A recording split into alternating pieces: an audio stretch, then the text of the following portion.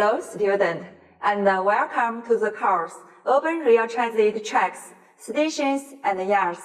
In the last lesson, we learned about auxiliary tracks, including turnback tracks, crossover tracks, and stabling tracks. This time, we will be carrying on to learn connecting tracks, depot access tracks, and siding tracks. A connecting track is a link established between two independently operated lines, facilitating the passage of vehicles between these lines, as shown in the diagram. Generally, non-passenger carrying vehicles predominantly use these tracks for crossing lines in urban rail transit systems.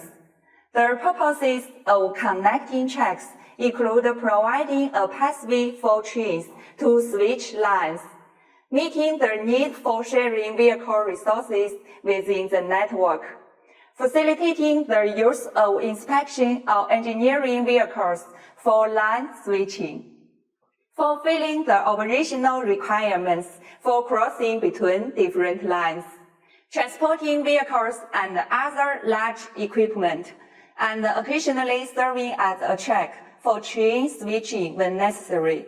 In emergency situations, connecting tracks can also serve as rescue passages. The location for setting up connecting tracks should be determined through comprehensive planning of the urban rail transit network. The positioning of connecting tracks at the intersection of two lines should be selected based on principles such as engineering simplicity, minimal construction interference, and minimal demolition. Connecting tracks are auxiliary lines with low utilization rates and don't cater to passenger operations. Therefore, they are generally designed for single-line bidirectional operation, with design standards based on the lower limit values for auxiliary lines. When connecting tracks are arranged in conjunction with station parking lines or turnaround tracks, it enhances the flexibility of operational organization, as depicted in the diagram. Hence, when conditions permit, it's advisable to integrate connection tracks with other auxiliary lines in their layout. The depot access track serves as a link between them, providing a connection passage for vehicles between the depot and the main line. This track can be designed as a single or double line, at grade or elevated, and ideally it should align with the main line at the station. The methods of connection between the depot track and the main line can be categorized as follows. 1. Terminal and central connections. Terminal connections involve the depot situated at the line's end, where both main lines serve as entry and exit lines for the depot, as shown in the diagram. Whether in urban or intercity rail transit, this kind of connection scheme is often considered the most ideal for operations, considering the depot's position along the line, tracking intervals in the system's engineering and the scheduling factors. 2. At-grade and elevated crossings. Depending on how the depot track intersects with the main line, it can be an at-grade or elevated crossing. At-grade crossings depict the depot track intersecting with the main line on the same level, and when the system's tracking intervals are considerable. This can be adopted, provided it ensures the main line capacity and with the advantage of lower engineering costs.